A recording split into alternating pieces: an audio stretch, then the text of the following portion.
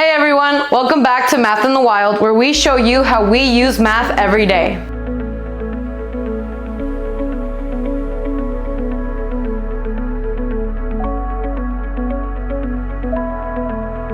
Today we're in my kitchen because I need to make sure I make enough pancakes for 8 people.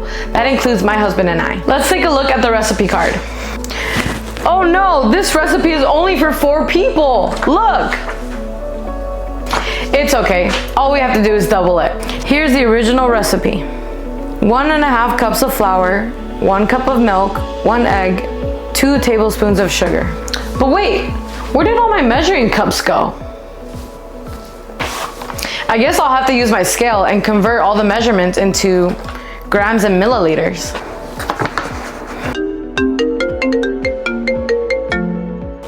Hello? What? You're not coming anymore? You all canceled?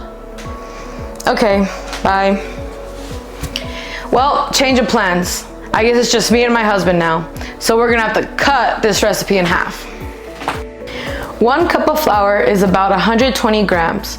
We need 3/4 of a cup.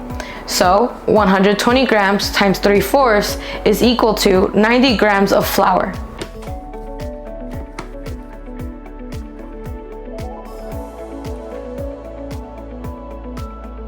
One cup of milk is 240 milliliters.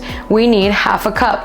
So 240 milliliters times 1/2 is equal to 120 milliliters of milk. 1 egg usually weighs about 50 grams. So half an egg is 50 grams divided by 2. It's gonna be 25 grams. 1 tablespoon of sugar is about 12.5 grams, so we just need 12.5 grams of sugar.